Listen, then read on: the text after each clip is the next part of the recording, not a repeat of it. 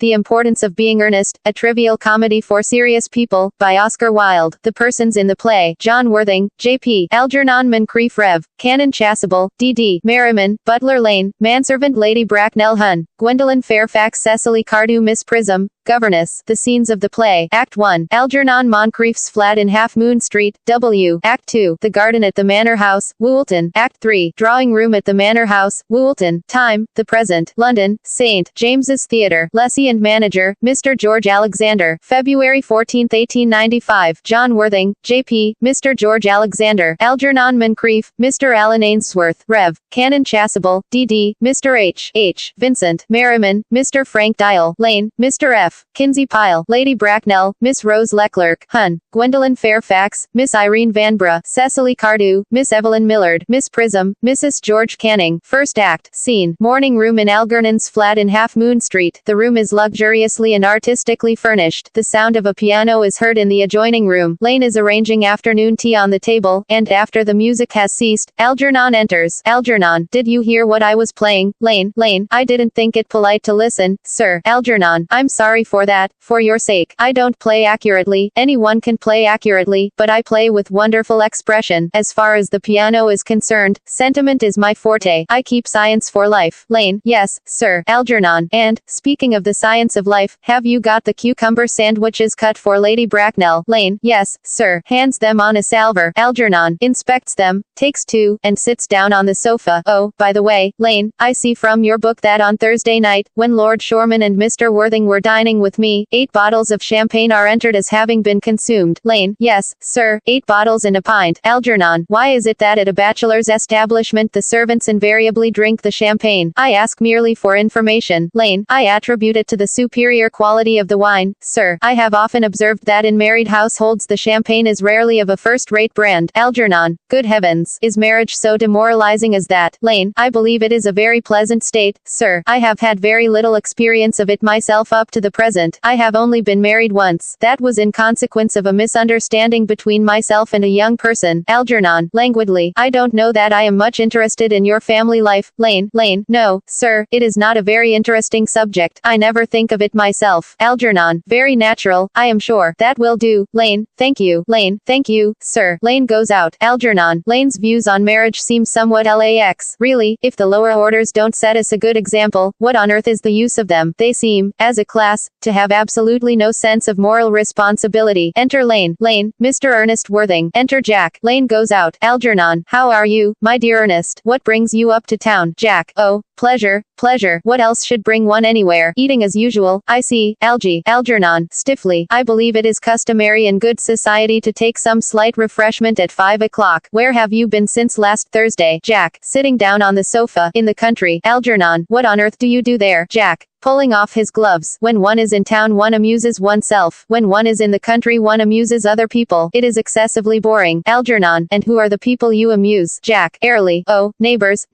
Algernon: got nice neighbors in your part of Shropshire? Jack: perfectly horrid. Never speak to one of them. Algernon: how immensely you must amuse them. Goes over and takes sandwich. By the way, Shropshire is your county, is it not? Jack: Shropshire. Yes, of course. Hollow. Why all these cups? Why cucumber sandwiches? Why such reckless extravagance in one so young? Who is coming to tea? Algernon: oh, merely Aunt Augusta and Gwendolyn. Jack: how perfectly delightful. Algernon: yes, that is all very well, but I am afraid Aunt Augusta won't quite approve of your being here. Jack: may I ask why? Algernon: my dear fellow, the way you flirt with Gwendolyn is perfectly disgraceful. It is almost as bad as the way Gwendolyn flirts with you. Jack: I am in love with Gwendolyn. I have come up to town expressly to propose to her. Algernon: I thought you had come up for pleasure. I call that business. Jack: how utterly unromantic you are. Algernon: I really don't see anything romantic in proposing. It is very romantic to be in love, but there is nothing romantic about a definite proposal. Why, one may be accepted. One usually is, I believe. Then the excitement is all over. The very essence of romance is uncertainty. If ever I get married, I'll certainly try to forget the fact. Jack: I have no doubt about that. Dear Algy, the divorce court was specially invented for people whose memories are so curiously constituted. Algernon: oh, there is no use speculating on on that subject. Divorces are made in heaven. Jack puts out his hand to take a sandwich. Algernon at once interferes. Please don't touch the cucumber sandwiches. They are ordered specially for Aunt Augusta. Takes one and eats it. Jack, well, you have been eating them all the time. Algernon, that is quite a different matter. She is my aunt. Takes plate from below. Have some bread and butter. The bread and butter is for Gwendolyn. Gwendolyn is devoted to bread and butter. Jack, advancing to table and helping himself. And very good bread and butter it is too. Algernon, well, my dear fellow, you need not eat as if you were going to eat at all. You behave as if you were married to her already. You are not married to her already, and I don't think you ever will be. Jack, why on earth do you say that? Algernon, well, in the first place girls never marry the men they flirt with. Girls don't think it right. Jack, oh, that is nonsense. Algernon, it isn't. It is a great truth. It accounts for the extraordinary number of bachelors that one sees all over the place. In the second place, I don't give my consent. Jack, your consent. Algernon, my dear fellow, Gwendolyn is my first cousin, and before I allow you to marry her, you will have to clear up the whole question of Cecily. Rings bell. Jack, Cecily, what on earth do you mean? What do you mean, Algie, by Cecily? I don't know anyone of the name of Cecily. Enter Lane. Algernon, bring me that cigarette case Mr. Worthing left in the smoking room the last time he dined here. Lane, yes, sir. Lane goes out. Jack, do you mean to say you have had my cigarette case all this time? I wish to goodness you had let me know. I have been writing frantic letters to Scotland Yard about it. I was very nearly offering a large reward. Algernon, well, I wish you would offer one. I happen to be more than usually hard up. Jack, there is no good offering a large reward now that the thing is found. Enter Lane with the cigarette case on a salver. Algernon takes it at once. Lane goes out. Algernon, I think that is rather mean of you, Ernest, I must say. Opens case and examines it. However, it makes no matter, for, now that I look at the inscription inside, I find that the thing isn't yours after all. Jack, of course it's mine. Moving to him, you have seen me with it 100 times, and you have no right whatsoever to read what is written inside. It is a very ungentlemanly thing to read a private cigarette case. Algernon, oh, it is absurd to have a hard and fast rule about what one should read and what one shouldn't. More than half of modern culture depends on what one shouldn't read. Jack, I am quite aware of the fact, and I don't propose to discuss modern culture. It isn't the sort of thing one should talk of in private. I simply want my cigarette case back. Algernon, yes, but this isn't your cigarette case. This cigarette case is a present from someone of the name of Cecily, and you said you didn't know anyone of that name. Jack, well, if you want to know, Cecily happens to be my aunt. Algernon, your aunt. Jack, yes. Charming old lady she is, too. Lives at Tunbridge Wells. Just give it back to me, Algie. Algernon, retreating to back of sofa. But why does she call herself Little Cecily if she is your aunt and lives at Tunbridge Wells? Reading, from Little Cecily with her fondest love. Jack, moving to sofa and kneeling upon it. My dear fellow, what on earth is there in that? Some aunts are tall, some aunts are not tall. That is a matter that surely an aunt may be allowed to decide for herself. You seem to think that every aunt should be exactly like your aunt. That is absurd. For heaven's sake give me back my cigarette case. Follows Algernon round the room. Algernon, yes, but why does your aunt call you her uncle? From Little Cecily, with her fondest love to her dear Uncle Jack. There is no objection, I admit, to an aunt being a small aunt, but why an aunt, no matter what her size may be, should call her own nephew her uncle? I can't quite make out. Besides, your name isn't Jack at all. It is Ernest. Jack, it isn't Ernest, it's Jack. Algernon, you have always told me it was Earnest. I have introduced you to everyone as Ernest. You answer to the name of Ernest. You look as if your name was Ernest. You are the most earnest-looking person I ever saw in my life. It is perfectly absurd you're saying that your name isn't Ernest. It's on your cards. Here is one of them. Taking it from case, Mr. Ernest Worthing, B. 4, The Albany. I'll keep this as a proof that your name is Ernest if ever you attempt to deny it to me, or to Gwendolyn, or to anyone else. Puts the card in his pocket. Jack, well, my name is Ernest in town and Jack in the country, and the cigarette case was given to me in the country. Algernon, yes, but that does not account for the fact that your small aunt Cecily, who lives at Tunbridge Wells, calls you her dear uncle. Come, old boy, you had much better have the thing out at once. Jack, my dear Algie, you talk exactly as if you were a dentist. It is very vulgar to talk like a dentist when one isn't a dentist. It produces a false impression. Algernon, well, that is exactly what dentists always do. Now, go on.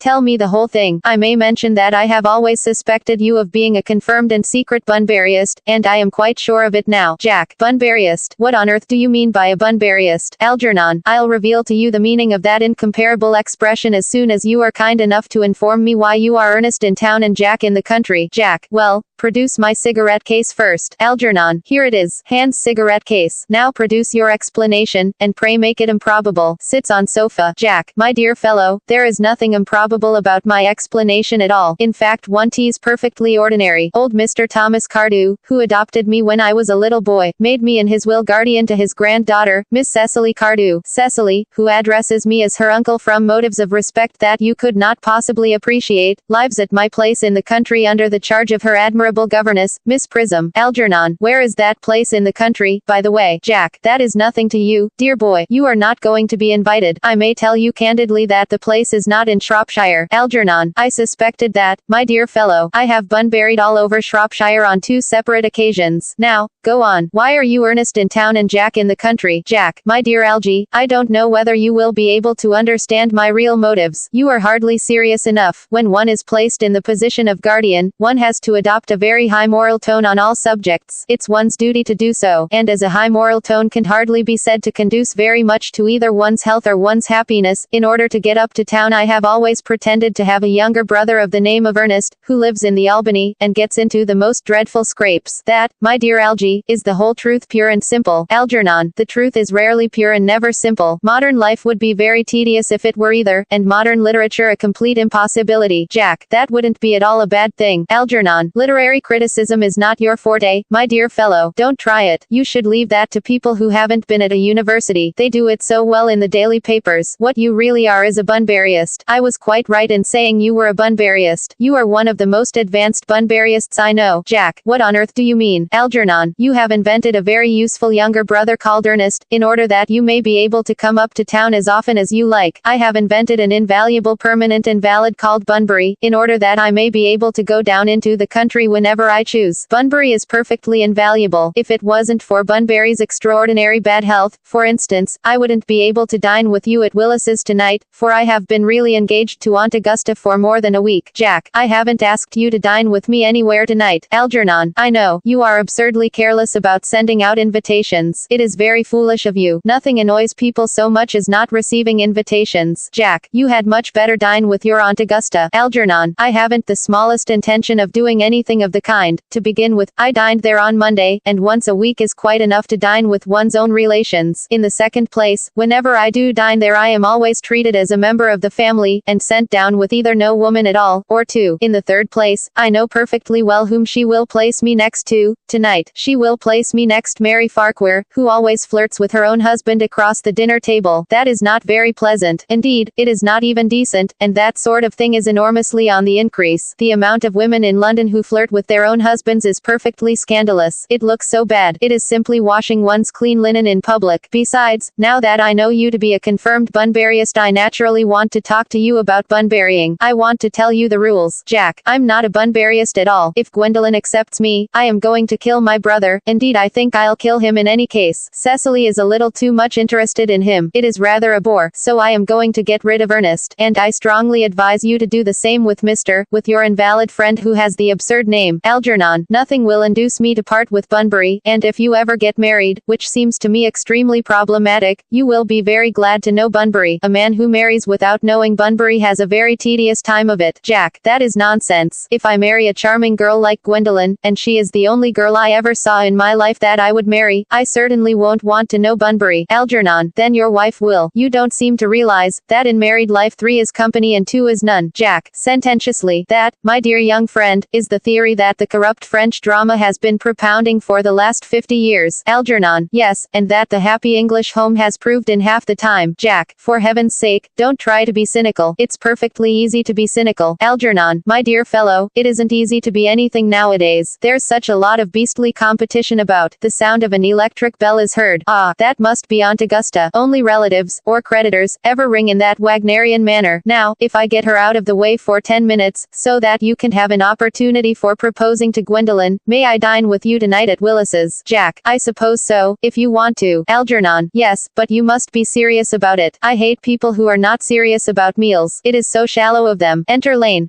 Lady Bracknell and Miss Fairfax. Algernon goes forward to meet them. Enter Lady Bracknell Bracknell and Gwendolyn. Lady Bracknell, good afternoon. Dear Algernon, I hope you are behaving very well. Algernon, I'm feeling very well. Aunt Augusta. Lady Bracknell, that's not quite the same thing. In fact, the two things rarely go together. Sees Jack and bows to him with icy coldness. Algernon, to Gwendolyn. Dear me, you are smart. Gwendolyn, I am always smart, am I not? Mr. Worthing. Jack, you are quite perfect. Miss Fairfax. Gwendolyn, oh, I hope I am not that. It would leave no room for developments, and I intend to develop in many directions. Gwendolyn and Jack sit down together in the corner. Lady Bracknell, I'm sorry if we are a little late, Algernon, but I was obliged to call on dear Lady Harbury. I hadn't been there since her poor husband's death. I never saw a woman so altered. She looks quite 20 years younger. And now I'll have a cup of tea, and one of those nice cucumber sandwiches you promised me. Algernon, certainly. Aunt Augusta goes over to tea table. Lady Bracknell, won't you come and sit here? Gwendolyn, thanks, Mama, I'm quite comfortable where I am. Algernon, picking up empty plate in horror. Good heavens. Lane, why are there no cucumber sandwiches? I ordered them specially. Lane, gravely, there were no cucumbers in the market this morning, sir. I went down twice. Algernon, no cucumbers. Lane, no, sir, not even for ready money. Algernon, that will do. Lane, thank you. Lane, thank you, sir. Goes out. Algernon, I am greatly distressed, Aunt Augusta, about there being no cucumbers, not even for ready money. Lady Bracknell, it really makes no matter. Algernon, I had some crumpets with Lady Harbury, who seems to me to be living entirely for pleasure now. Algernon, I hear her hair has turned quite gold from grief. Lady Bracknell, it certainly has changed its color. From what cause I, of course, cannot say. Algernon crosses and hands tea. Thank you. I've quite a treat for you tonight. Algernon, I am going to send you down with Mary Farquhar. She is such a nice woman, and so attentive to her husband. It's delightful to watch them. Algernon, I am afraid, Aunt Augusta, I shall have to give up the pleasure of dining with you tonight after all. Lady Bracknell, frowning, I hope not. Algernon, it would put my table completely out. Your uncle would have to dine upstairs. Fortunately he is accustomed to that. Algernon, it is a great bore, and, I need hardly say, a terrible disappointment to me, but the fact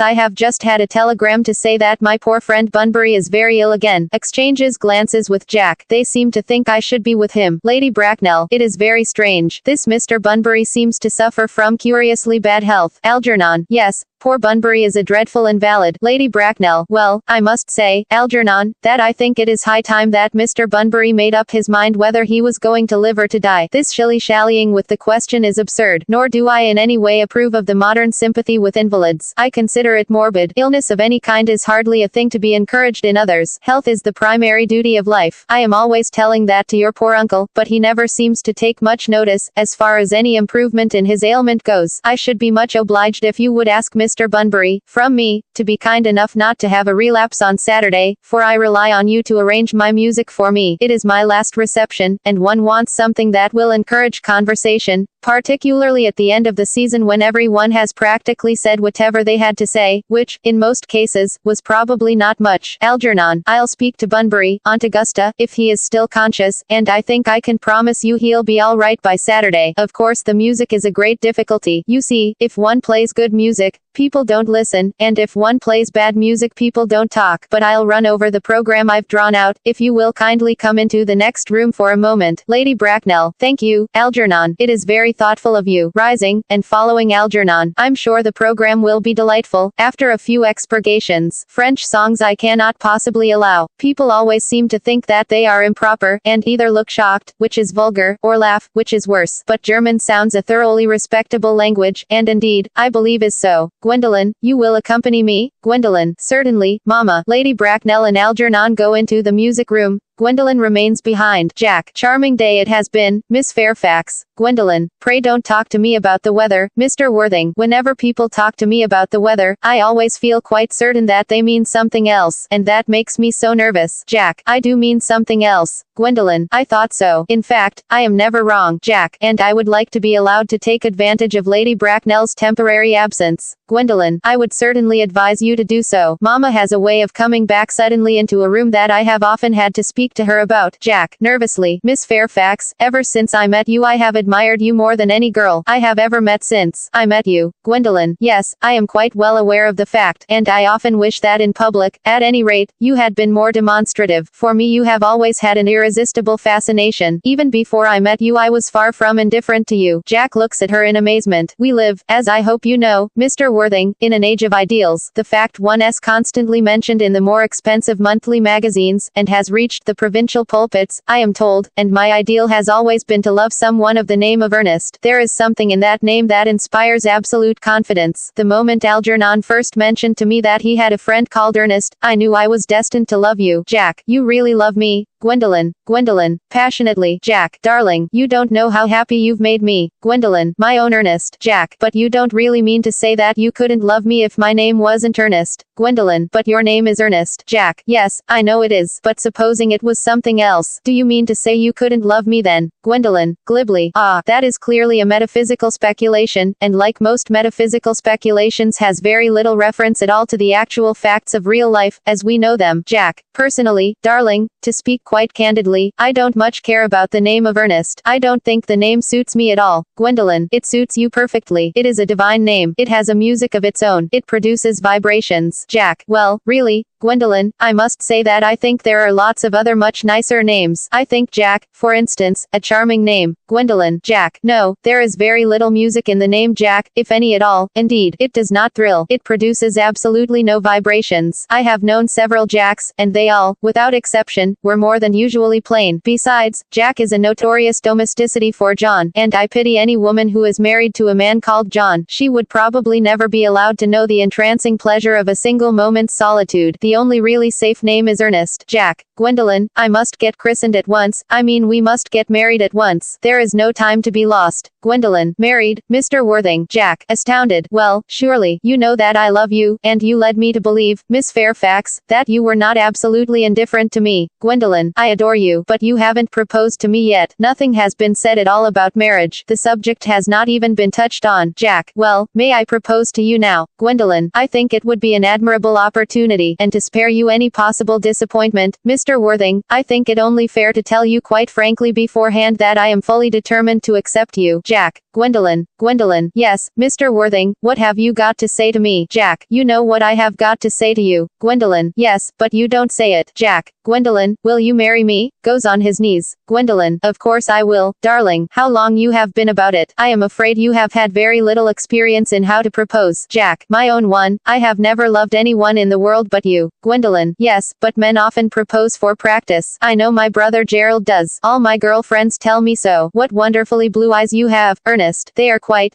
blue. I hope you will always look at me just like that, especially when there are other people present. Enter Lady Bracknell. Lady Bracknell, Mr. Worthing, rise, sir, from this semi-recumbent posture. It is most indecorous. Gwendolen, Mama, he tries to rise. She restrains him. I must beg you to retire. This is no place for you. Besides, Mr. Worthing has not quite finished yet. Lady Bracknell, finished what, may I ask? Gwendolen, I am engaged to Mr. Worthing. Mama, they rise together. Lady Bracknell, pardon me, you are not engaged to anyone. When you do become engaged to someone, I, or your father, should his health permit him, will inform you of the fact. An engagement should come on a young girl as a surprise, pleasant or unpleasant, as the case may be. It is hardly a matter that she could be allowed to arrange for herself. And now I have a few questions to put to you, Mr. Worthing. While I am making these inquiries, you, Gwendolen, will wait for me below in the carriage. Gwendolen, reproachfully, Mama. Lady Bracknell, in the carriage. Gwendolen. Gwendolen goes to the door. She and Jack blow kisses to each other behind Lady Bracknell's back. Lady Bracknell looks vaguely about as if she could not understand what the noise was. Finally turns round. Gwendolen, the carriage. Gwendolen, yes, Mama, goes out, looking back at Jack. Lady Bracknell, sitting down. You can take a seat. Mr. Worthing, looks in her pocket for notebook and pencil. Jack, thank you. Lady Bracknell, I prefer standing. Lady Bracknell, pencil and notebook in hand. I feel bound to tell you that you are not down on my list of eligible young young men, although I have the same list as the dear Duchess of Bolton has. We work together, in fact. However, I am quite ready to enter your name, should your answers be what a really affectionate mother requires. Do you smoke, Jack? Well, yes, I must admit I smoke. Lady Bracknell, I am glad to hear it. A man should always have an occupation of some kind. There are far too many idle men in London as it is. How old are you, Jack? 29. Lady Bracknell, a very good age to be married at. I have always been of opinion that a man who desires to get married should know either everything or nothing. Which do you know, Jack? After some hesitation, I know nothing. Lady Bracknell, I am pleased to hear it. I do not approve of anything that tampers with natural ignorance. Ignorance is like a delicate exotic fruit. Touch it and the bloom is gone. The whole theory of modern education is radically unsound. Fortunately in England, at any rate, education produces no effect whatsoever. If it did, it would prove a serious danger to the upper classes, and probably lead to acts of violence in Grosvenor Square. What is your income, Jack? Between 7 and 8,000 a year. Lady Bracknell makes a note in her book. In land, or in investments? Jack. In investments, chiefly. Lady Bracknell, that is satisfactory. What between the duties expected of one during one's lifetime, and the duties exacted from one after one's death, land has ceased to be either a profit or a pleasure. It gives one position, and prevents one from keeping it up. That's all that can be said about land, Jack. I have a country house with some land, of course, attached to it, about 1,500 acres, I believe, but I don't depend on that for my real income. In fact, as far as I can make out, the poachers are the only people who make anything out of it. Lady Bracknell, a country house. How many bedrooms? Well, that point can be cleared up afterwards. You have a townhouse, I hope. A girl with a simple, unspoiled nature, like Gwendolen, could hardly be expected to reside in the country. Jack. Well, I own a house in Belgrave Square, but it is let by the year to Lady Bloxham. Of course, I can get it back whenever I like, at 6 months' notice. Lady Bracknell. Lady Bloxham. I don't know her. Jack. Oh, she goes about very little. She is a lady considerably advanced in years. Lady Bracknell. Ah, nowadays that is no guarantee of respectability of character. What number in Belgrave Square? Jack. 149. Lady Bracknell, shaking her head, the unfashionable side. I thought there was something.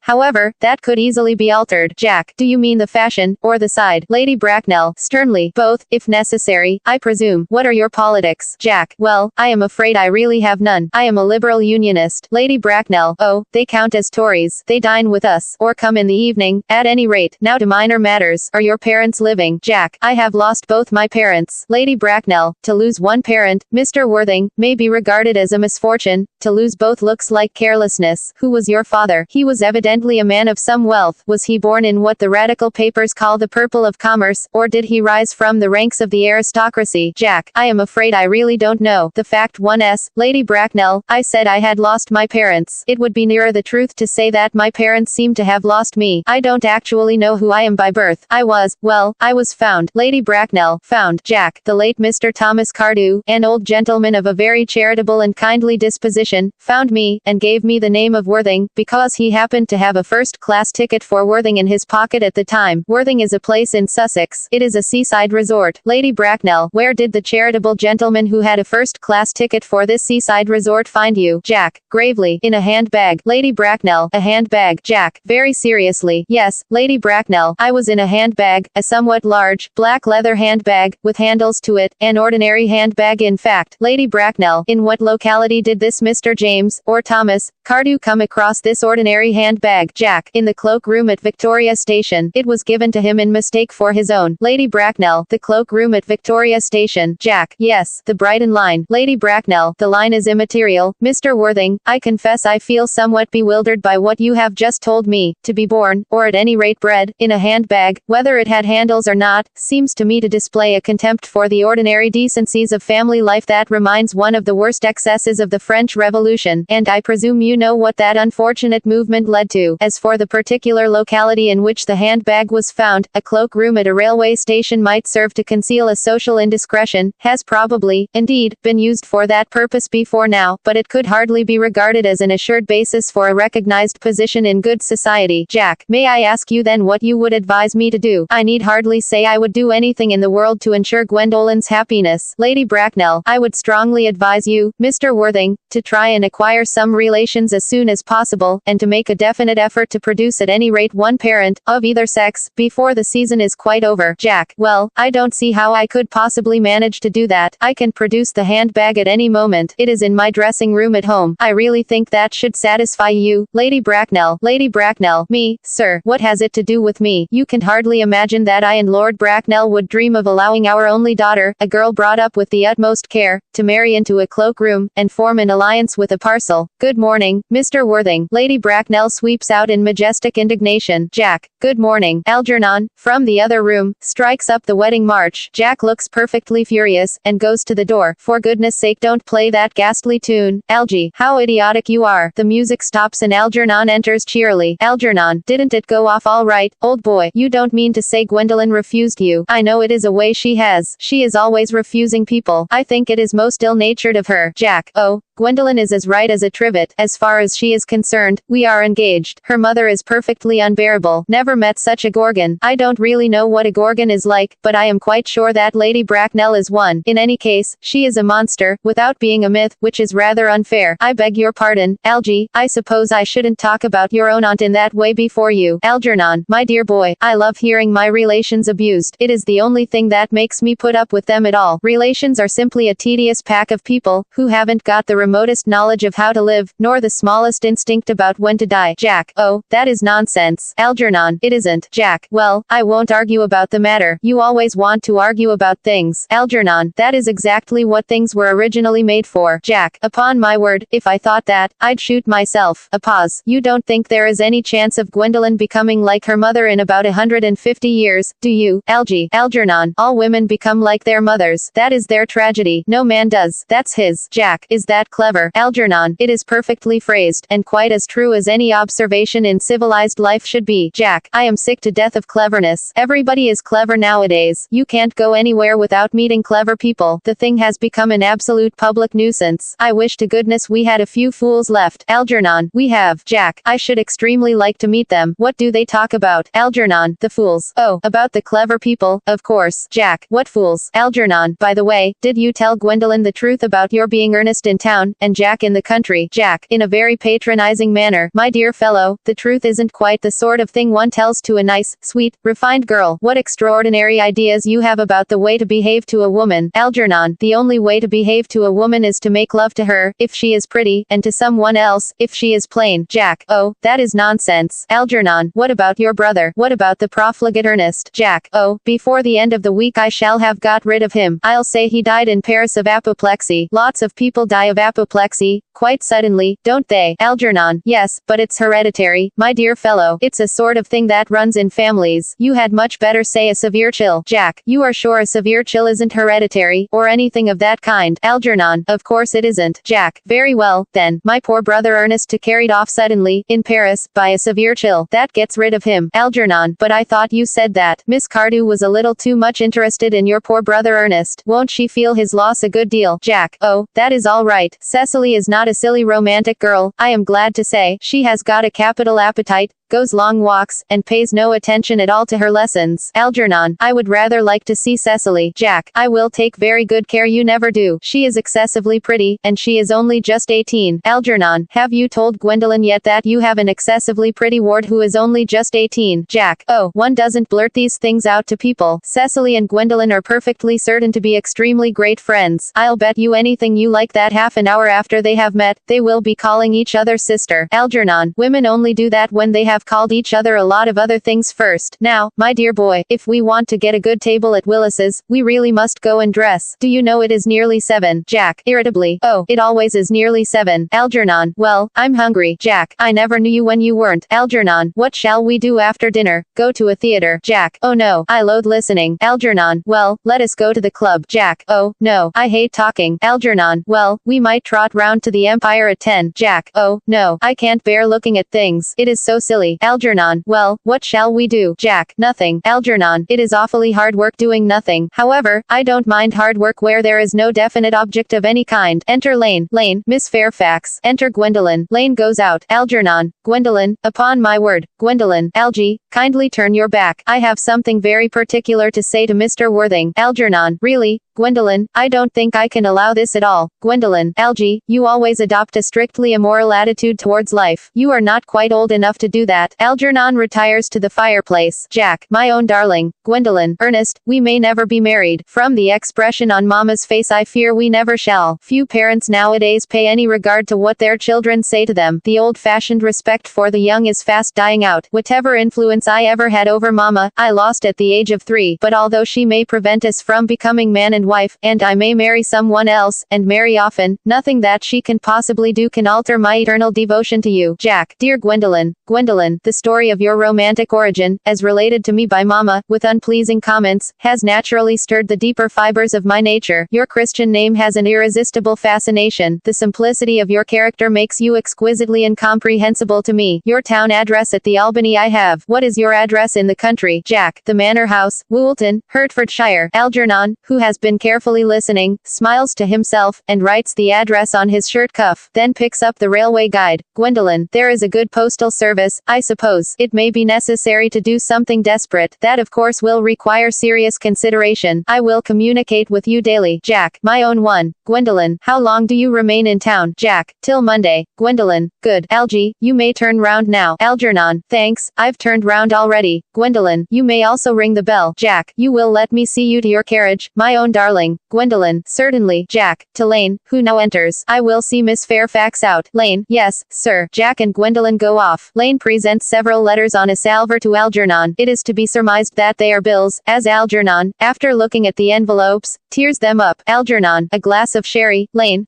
yes, sir. Algernon, tomorrow. Lane, I'm going bunburying. Lane, yes, sir. Algernon, I shall probably not be back till Monday. You can put up my dress clothes, my smoking jacket, and all the Bunbury suits. Lane, yes, sir. Handing sherry. Algernon, I hope tomorrow will be a fine day. Lane, it never is, sir. Algernon, Lane, you are a perfect pessimist. Lane, I do my best to give satisfaction, sir. Enter Jack. Lane goes off. Jack, there's a sensible, intellectual girl, the only girl I ever cared for in my life. Algernon is laughing immoderately. What on earth are you so amused at? Algernon, oh, I'm a little anxious about poor Bunbury, that is all. Jack, if you don't take care, your friend Bunbury will get you into a serious scrape someday. Algernon, I love scrapes. They are the only things that are never serious. Jack, oh, that's nonsense. Algie, you never talk anything but nonsense. Algernon, nobody ever does. Jack looks indignantly at him, and leaves the room. Algernon lights a cigarette, reads his shirt cuff, and smiles. Act drop. Second act. Scene. Garden at the Manor House. A flight of gray stone steps leads up to the house. The garden, an old-fashioned one, full of roses. Time of year, July. Basket chairs, and a table covered with books, are set under a large yew tree. Miss Prism discovered seated at the table. Cecily is at the back watering flowers. Miss Prism, calling, Cecily, surely such a utilitarian occupation as the watering of flowers is rather Moulton's duty than yours, especially at a moment when intellectual pleasures await you. Your German grammar is on the table. Pray open it at page 15. We will repeat yesterday's lesson. Cecily, coming over very slowly, but I don't like German. It isn't at all a becoming language. I know perfectly well that I look quite plain after my German lesson. Miss Prism, child, you know how anxious your guardian is that you should improve yourself in every way. He laid particular stress on your German, as he was leaving for town yesterday. Indeed, he always lays stress on your German when he is leaving for town. Cecily, dear Uncle Jack is so very serious. Sometimes he is so serious that I think he cannot be quite well. Miss Prism, drawing herself up, your guardian enjoys the best of health, and his gravity of demeanor is especially to be commended in one so comparatively young as he is. I know no one who has a higher sense of duty and responsibility. Cecily, I suppose that is why he often looks a little bored when we three are together. Miss Prism, Cecily, I am surprised at you. Mr. Worthing has many troubles in his life. Idle merriment and triviality would be out of place in his conversation. You must remember his constant anxiety about that unfortunate young man, his brother. Cecily, I wish Uncle Jack would allow that unfortunate young man, his brother, to come down here sometimes. We might have a good influence over him. Miss Prism, I am sure you certainly would. You know German, and geology, and things of that kind influence a man very much. Cecily begins to write in her diary. Miss Prism, shaking her head, I do not think that even I could produce any effect on a character that according to his own brother's admission is irretrievably weak and vacillating. Indeed, I am not sure that I would desire to reclaim him. I am not in favor of this modern mania for turning bad people into good people at a moment's notice. As a man sows, so let him reap. You must put away your diary. Cecily, I really don't see why you should keep a diary at all. Cecily, I keep a diary in order to enter the wonderful secret secrets of my life. If I didn't write them down, I should probably forget all about them. Miss Prism. Memory, my dear Cecily, is the diary that we all carry about with us. Cecily. Yes, but it usually chronicles the things that have never happened, and couldn't possibly have happened. I believe that memory is responsible for nearly all the 3-volume novels that Muddy sends us. Miss Prism. Do not speak slightingly of the 3-volume novel, Cecily. I wrote one myself in earlier days. Cecily. Did you really? Miss Prism. How wonderfully clever you are. I hope it did not end happily. I don't like novels that end happily. They depress me so much. Miss Prism. The good ended happily, and the bad unhappily. That is what fiction means. Cecily. I suppose so, but it seems very unfair. And was your novel ever published? Miss Prism. Alas, no. The manuscript unfortunately was abandoned. Cecily starts. I use the word in the sense of lost or mislaid. To your work, child, these speculations are profitless. Cecily, smiling. But I see dear Dr. Chasuble coming up through the garden. Miss Prism, rising and advancing. Dr. Chasuble, this is indeed a pleasure. Enter Canon Chasuble. Chasuble, and how are we this morning? Miss Prism, you are, I trust, well. Cecily, Miss Prism has just been complaining of a slight headache. I think it would do her so much good to have a short stroll with you in the park. Drive. Chasuble, Miss Prism. Cecily, I have not mentioned anything about a headache. Cecily, no, dear Miss Prism, I know that, but I felt instinctively that you had a headache. Indeed, I was thinking about that, and not about my German lesson, when the rector came in. Chasuble, I hope, Cecily, you are not inattentive. Cecily, oh, I am afraid I am. Chasuble, that is strange. Were I fortunate enough to be Miss Prism's pupil, I would hang upon her lips. Miss Prism glares. I spoke metaphorically. My metaphor was drawn from bees. Ahem. Mr. Worthing, I suppose, has not returned from town yet. Miss Prism, we do not expect him till Monday afternoon. Chasuble, ah yes, he usually likes to spend his Sunday in London. He is not one of those whose sole aim is enjoyment, as, by all accounts, that unfortunate young man his brother seems to be. But I must not disturb Egeria and her pupil any longer. Miss Prism. Egeria, my name is Letitia. Dr. Chasuble, bowing, a classical allusion merely, drawn from the pagan authors. I shall see you both no doubt at evensong. Miss Prism, I think, dear doctor, I will have a stroll with you. I find I have a headache after all, and a walk might do it good. Chasuble, with pleasure. Miss Prism, with pleasure. We might go as far as the schools and back. Miss Prism, that would be delightful. Cecily, you will read your political economy in my absence. The chapter on the fall of the rupee you may omit. It is somewhat too sensational. Even these metallic problems have their melodramatic side. Goes down the garden with Dr. Chasuble. Cecily, picks up books and throws them back on table. Horrid political economy. Horrid geography. Horrid